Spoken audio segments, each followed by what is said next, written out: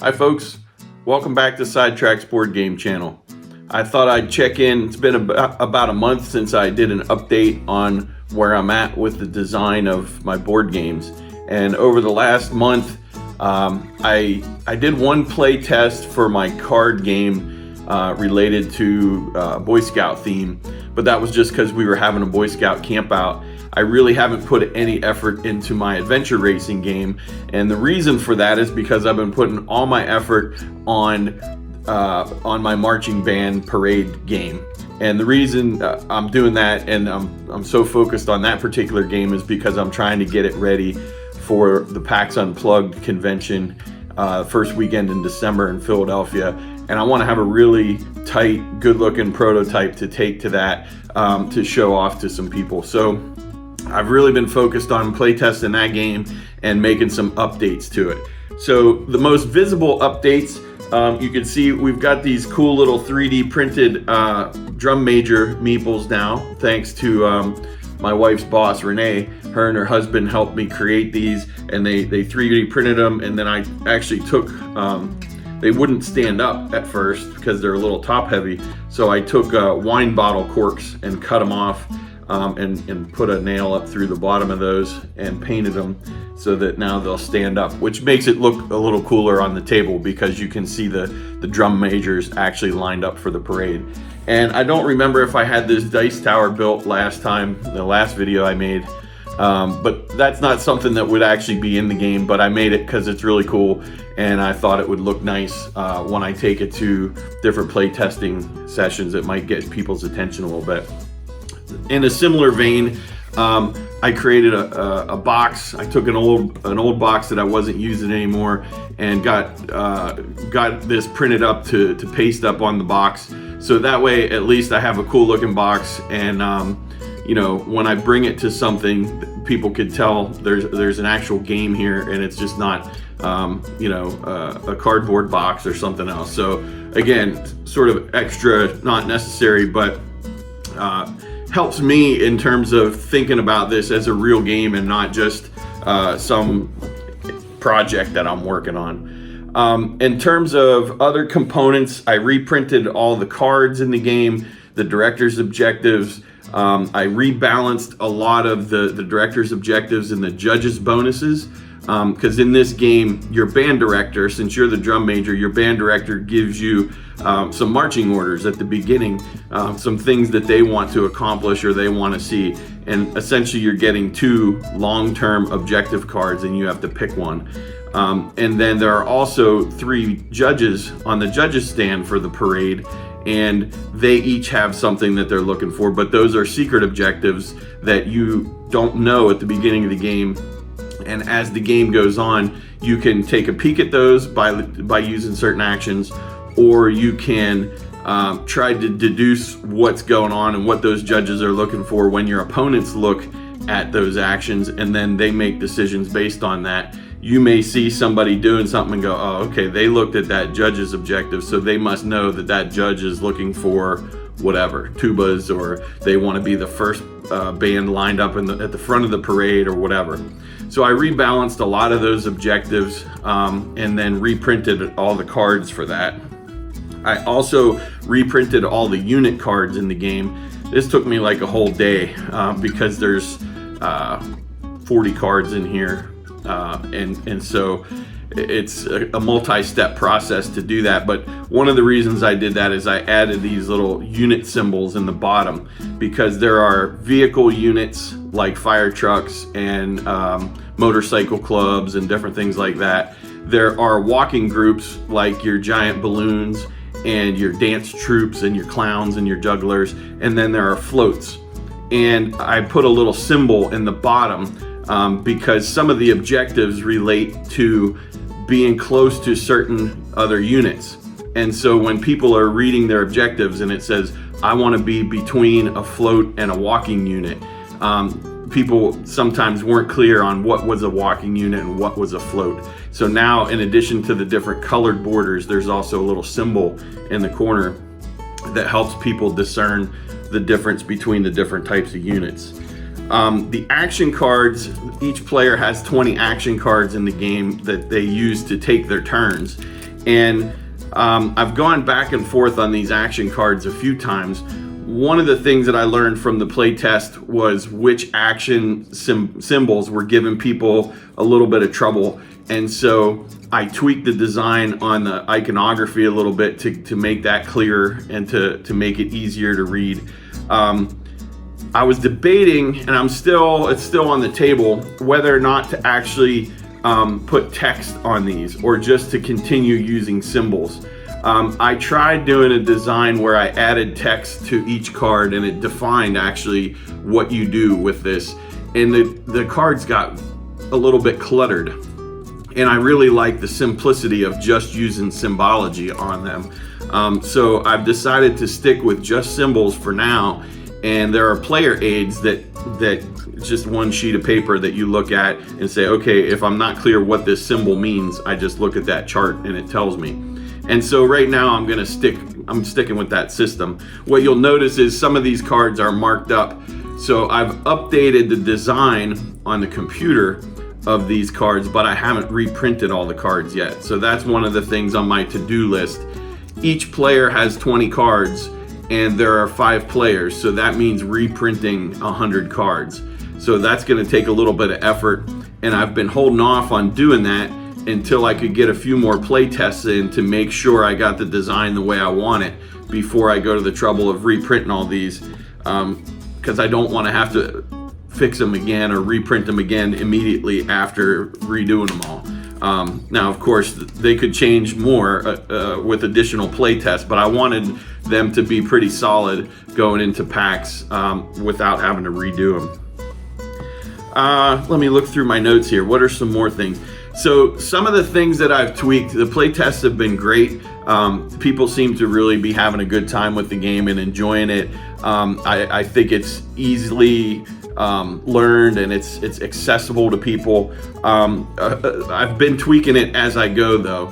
A couple things that I changed in addition to some of the iconography on the cards. I added some additional dice to the game.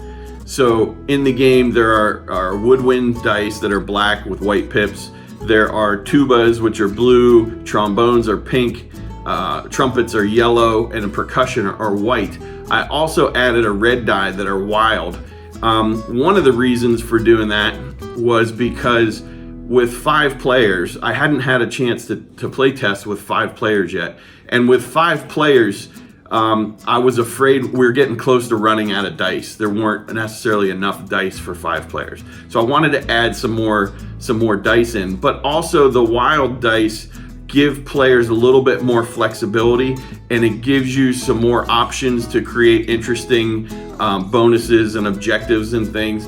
So adding in one more type of dice helped solve a couple issues or helped create a couple of opportunities in the game. So that was a pretty important thing. I also tweaked those objectives like I mentioned, and I tried to increase the amount of player interaction there was. At the beginning, it felt a little bit too much like multiplayer solitaire where you're doing your thing and I'm doing my thing, and there wasn't enough interaction. There was some, but not as much as I would like. So I tweaked some of those objectives to make them a little more interactive. So now on a lot of the objective cards, I have to pay attention to what other players are doing. So I may need one of my objectives, the last time we played it, was to have more style points than the player on my right. Okay, so not only am I looking at how many style points do I need, but I'm also paying attention to what they're doing, and how they act may dictate some of my strategy. I also had an objective where I had to have a better musical performance than the band lined up in front of me in the parade. So then I'm focused on my musical performance, which is collecting notes on my music, but also I'm paying attention to the parade lineup. And that's one of the things I've been trying to do this whole time, is to have more interaction on the board. The board is where the parade lineup is. And so by creating some additional objectives that are based on which band is lined up in front of you or which band is lined up behind you in the parade, that gives me a reason to care about what you're doing, what the other players are doing. And so the last play test that I played, I purposely picked a set of objectives that related to other players because I wanted to see how that worked out. And for me, I thought it was a lot more fun because it wasn't just about hitting a certain number. It was about, you know, making sure I was paying attention to what other people were doing, which I thought was pretty cool. One of the other things that I added on the cards, and one of the things that came from one of my play tests, see if I can find a couple examples here.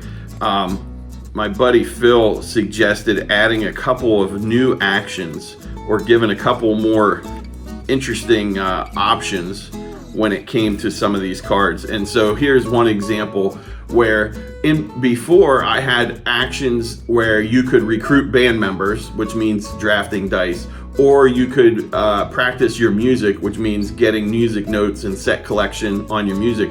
So I added a couple hybrid actions on the cards where now you can recruit and you can then practice. So instead of getting 2 dice or getting 2 music notes, you get 1 of each.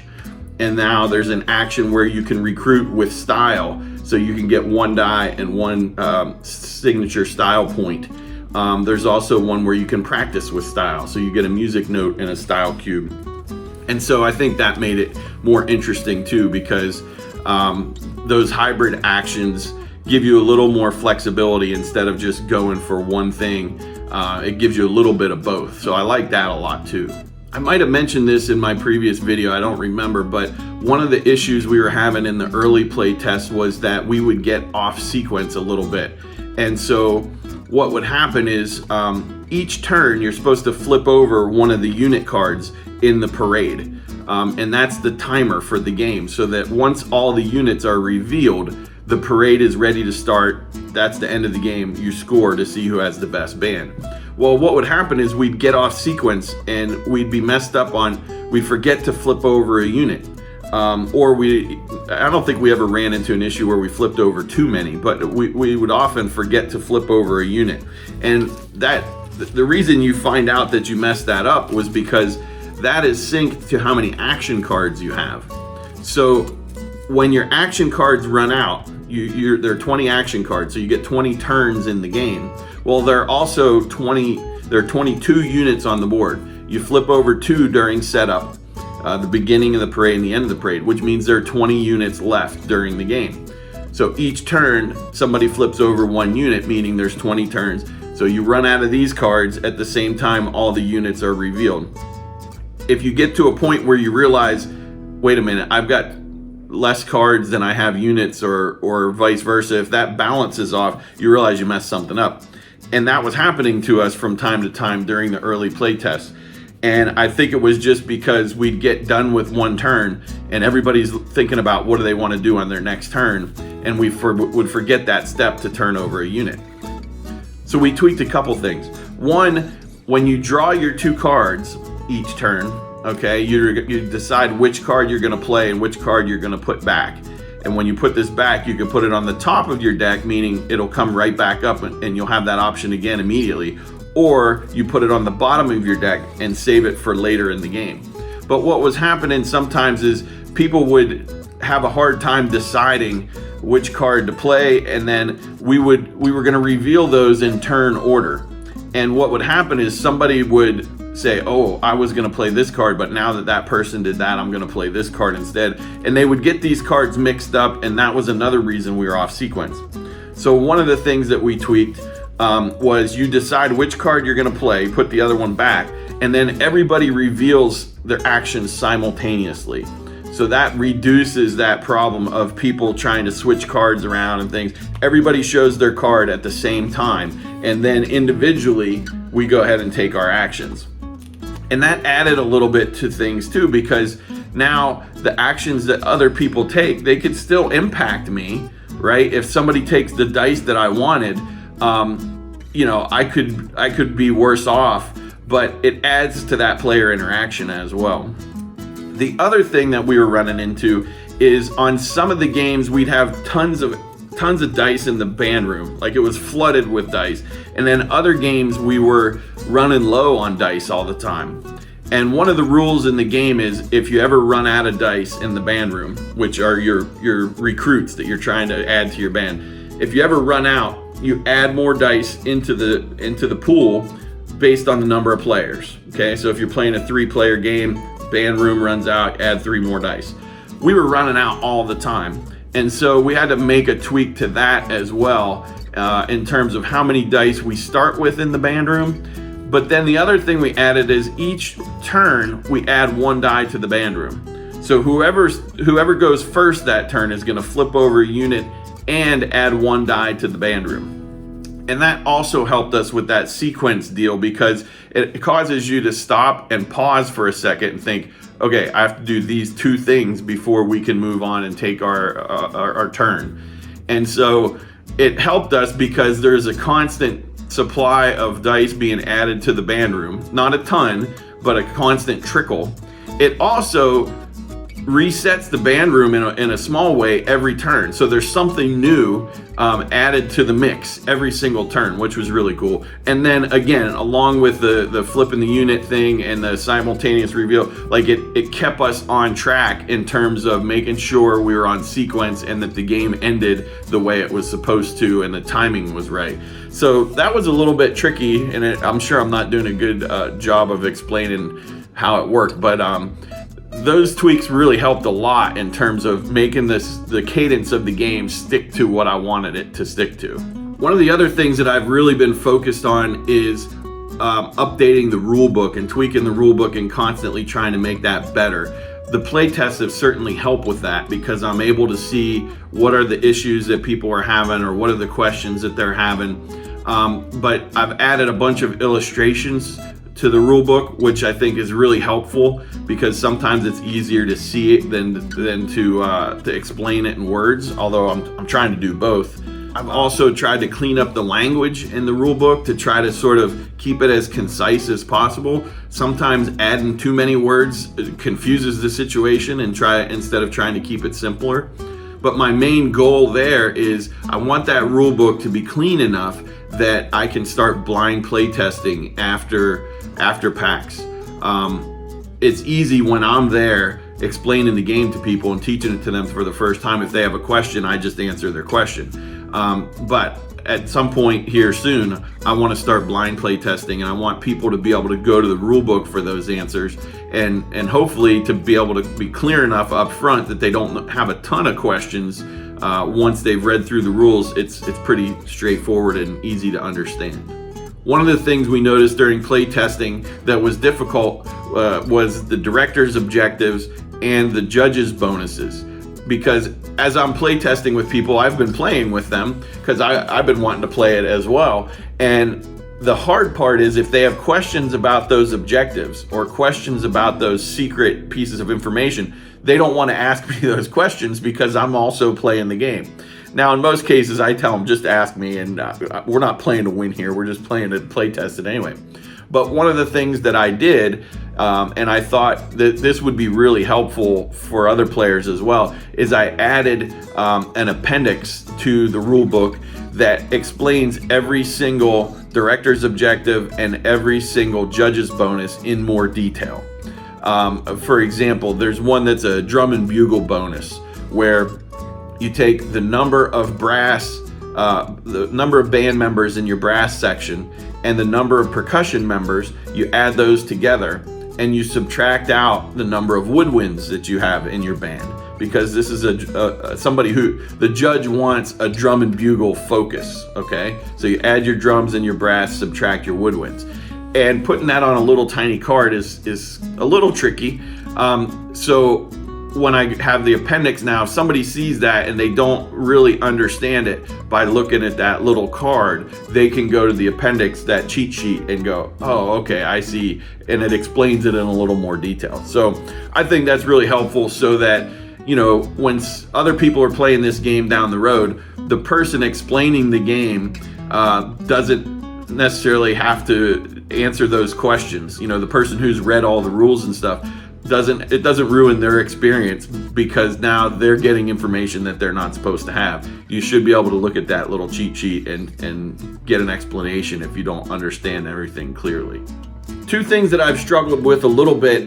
One is figuring out the time of the game, like how much time is it anticipated to play a game, because setup is involved in that and teaching is involved in that, and we inevitably, people ask me questions about the development of the game, and so it's been hard to get a real solid feel for how much time it's going to take. I'm estimating about an hour that the game, with a little bit of setup, and the first time you play it, it may take a little bit longer than an hour, and it depends on how many players you have as well. But I would say, rule of thumb, I'm going with 60-minute playtime, which is good because that's really right where I want to be. The other thing that's a little bit tricky is the age, and I find this for all games. A lot of games will list 8 and up, but if there's reading involved, sometimes, to me, an 8-year-old might struggle, depending on their reading level.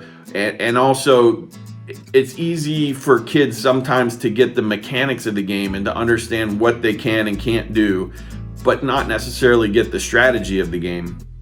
So I've been struggling with, is this game for kids 8 and up? Is it for 10 and up? Is it for 12 and up? Right now I'm sticking with 10 because there is some reading involved in those objective cards. You need to be able to read, and you need to be able to understand what those are saying. And so right now I'm listing it at 10 and up, but I'm still kind of on the fence about that and pinpointing the right range. We did play test it with one of the little girls was 9, and she did fine. She had a little coaching along the way, but she did fine with it. So that was really helpful. One of our play tests with 5 players actually had a bunch of kids involved, and so it was promising that there wasn't anything that was too complex for her. So I guess the last thing I'll mention is another thing that I spent some time on one day was creating what's called a sell sheet for the game. And this is something that if you're talking to a publisher that you could leave with them, that just gives sort of the basics of the game. They could see what components are involved, what the game's about, that kind of thing. And so I created one of those too, so that hopefully if I do get a chance to talk to some folks at PAX, there's something that I can hand them that has my email and things like that, so that they can get in contact with me.